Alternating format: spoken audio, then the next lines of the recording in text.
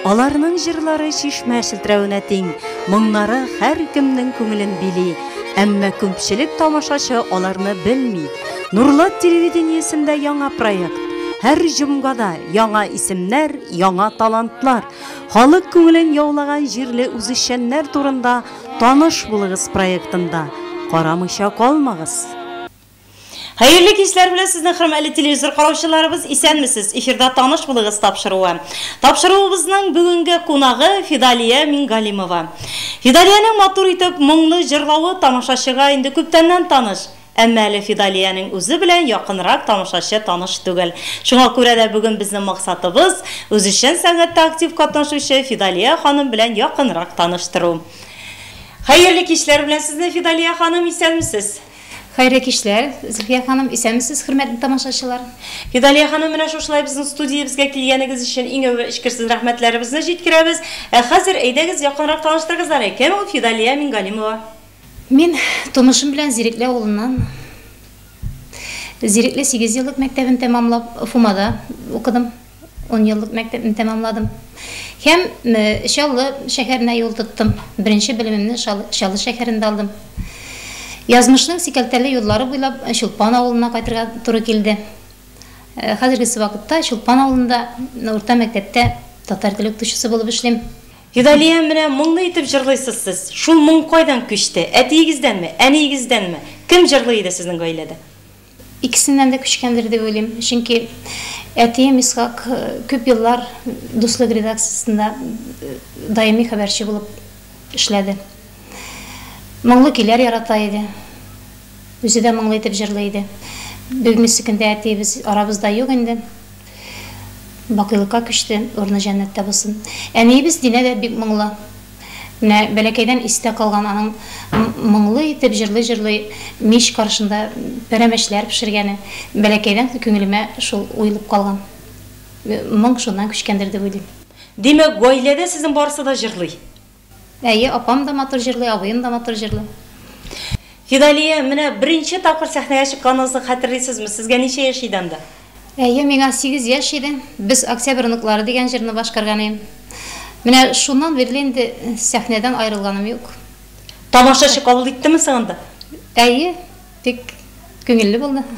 Тормыш иптәшегез, улларыгыз, балаларыгыз җырлыймы гомумән?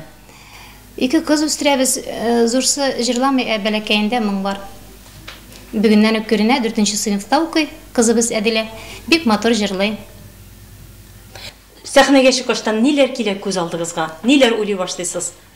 Сәхнәдә нинди җырны җырлыйсың, шул җырны йөрәгең аша үткәрәсең. Нинди шигырь сөйлисең, шул тормыш эчендә кайнаган кебек хис итәм.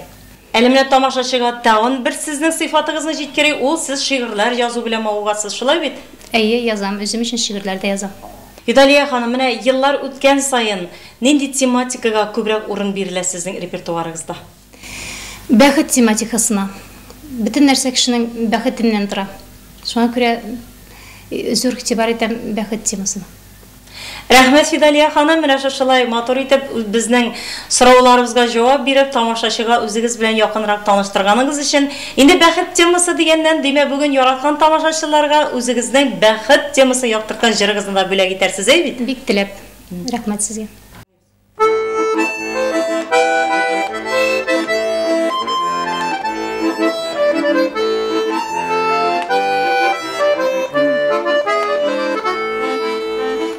Берәүләр йылаганда, берәүләр көлә икән.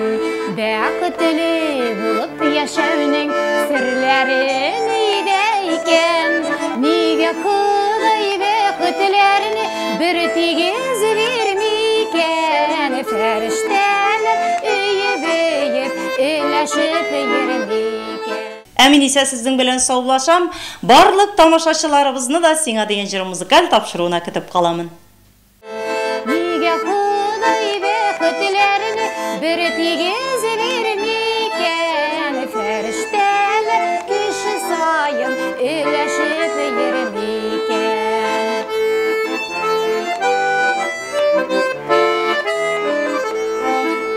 Берәүләргә үзе килә, кадерен белмәсә дә, берәүләр мәңге таба almay küpmeler zilese de nige Huday beketlerini bir tigiz vermeyken ferişteler üye beyip ileşip yermeyken